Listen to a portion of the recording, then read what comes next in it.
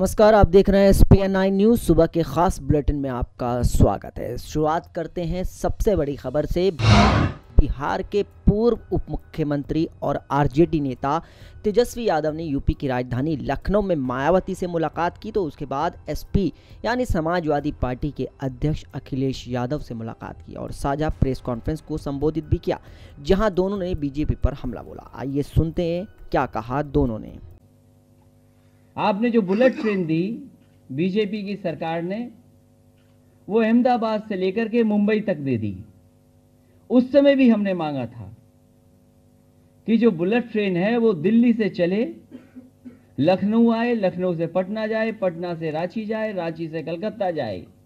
क्योंकि आपने इस इलाके को बुलेट ट्रेन नहीं दी है तो यही इलाका सबसे ज्यादा आपसे नाराज है। और नाराजगी तो भाषा में दिख रही है। हमारे मुख्यमंत्री अच्छे हैं जो बीजेपी का संदेश देते हैं। पहले उन्होंने कहा ठोक दो, और ठोक दो का असर यह हुआ कि जनता किसको ठोके, पुलिस किसको ठोके, वो सोच ही नहीं पाए। फिर मुख्यमंत्री जी की भाषा और बीजेपी के लोगों की भाषा रही कि ये तो सांप छछूंदर हैं। वो भी परिणाम देख लिया।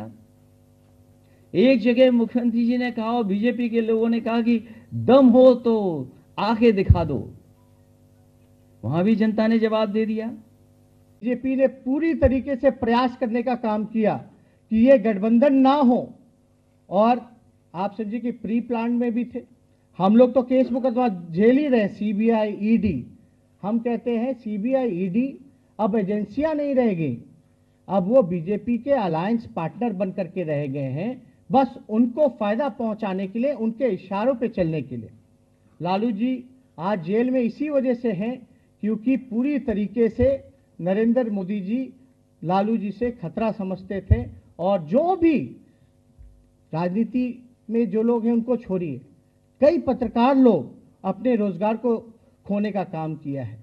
कई कलाकार जो हैं, एक्टर्स हैं, उनको गाली दिया जा रहा है, उनको बोला जा रहा है कि पाकिस्तान चले जाओ। तो ये किस तरह का माहौल जो देश में कायम है, ये देश की जनता देख रही है। तो इसलिए आज हम ज़्यादा कुछ नहीं कहेंगे। वहीं चलिए दूसरी खबर की तरफ बढ़ते हैं। अब एक तरफ यूपी में सपा बसपा के गठबंधन का ऐलान हो चुका है, तो वहीं अब कांग्रेस से लेकर भाजपा अपनी अपनी रणनीति बनाने पर जोर दे रहे हैं। इसी बीच सबसे बड़ी बात यह है कि पूर्वांचल यूपी में किसी भी दल का सियासी गणित बिगड़ सकता है, तो ऐसे में बीजेपी इस बात को ध्यान में रखते हुए अब मिर्ज़ापुर से सांसद अनुप्रिया पटेल को मनाने के काम में जुट गई है। आपको बता दें कि पीएम मोदी के संसदीय क्षेत्र बनारस में अनुप्रिया के खिलाफ जो केस दर्ज है, अब उसे योगी सरकार की तरफ से वापस लेने का फैसला लिया गया है। अनुप्रिया सहित बाकी 17 लोगों के खिलाफ जनसा थाने में जिन धाराओं में केस दर्ज है वो वापस लिए जाएंगे। यानी साफ तौर पर अनुप्रिया पटेल को बिल्कुल मनाने की कोशिश बीजेपी के द्वारा की जा रही है। अगली खबर की तरफ बढ़ते हैं। आज की जेएनयू में 2016 में देश विरोधी नारे लगाने के मामले में पुलिस ने 1200 पन्नों की चार्जशीट दाखिल की है। आरोप है कि दहशतगर्द अफजल गुरु की याद में हुए इस प्रोग्राम में देश विरोधी नारे लगाए गए थे। पुलिस ने जेएनयू के पूर्व छात्र संघ अध्यक्ष कन्हैया कुमार, उमर खालिद और अनिर्बान भट्टाचार्य समेत 7 कश्मीरी छात्रों पर आरोप लगाया है। कन्हैया कुमार ने कहा कि मैं 3 साल बाद चार्जशीट दाखिल किए जाने पर मोदी जी और पुलिस को धन्यवाद देना चाहता हूं। इससे साफ है कि राजनीति से प्रेरित कदम बताया जा रहा है। अगली खबर की तरफ बढ़ते हैं। बॉलीवुड के गलियारों से खबर है। बॉलीवुड के mega star Amitabh Bachchan social media पर काफ़ी एक्टिव रहने वाले सेलिब्रिटीज़ में से एक हैं। ट्विटर, इंस्टाग्राम, फेसबुक के अलावा big B blog site Tumblr पर भी सक्रिय रहते हैं, लेकिन पिछले दिनों इस साइट ने अमिताभ बच्चन का एक ब्लॉग लगाने से मना कर दिया। फिर क्या था, बिग बी का गुस्सा ऐसा भड़का कि उन्होंने टम्बलर से अकाउंट डिलीट करने की धमकी दे डाली। अमिताभ ने अपने ट्विटर अकाउंट पर इससे जुड़ा एक ट्वीट भी पोस्ट करते देर नहीं लगाई। अमिताभ बच्चन ट्विटर पोस्ट पर लिखा कि टम्बलर ने मेरा ब्लॉग पोस्ट करने से ये कहते हुए मना कर दे कि उसने कुछ आपत्तिजनक है। चलिए अब बढ़ते हैं खबर खेल के मैदान से। टीम इंडिया को ऑस्ट्रेलिया के खिलाफ आज एडिलेड में 3 मैचों की वनडे सीरीज का दूसरा मुकाबला खेलना है। जैसा कि हम जानते हैं कि बीते शनिवार को सिडनी में कंगारुओं ने विराट की सेना को 34 रनों से मात देकर सीरीज में 1-0 से बढ़त हासिल की थी। एडिलेड में भारत के लिए मैच जीतना काफ़ी अहम है, क्योंकि सवाल अब सीरीज में बने रहने का है। इस करो या मरो के मुकाबले एक और हार से भारत की सीरीज जीतने की उम्मीदों पर पानी फिर जाएगा।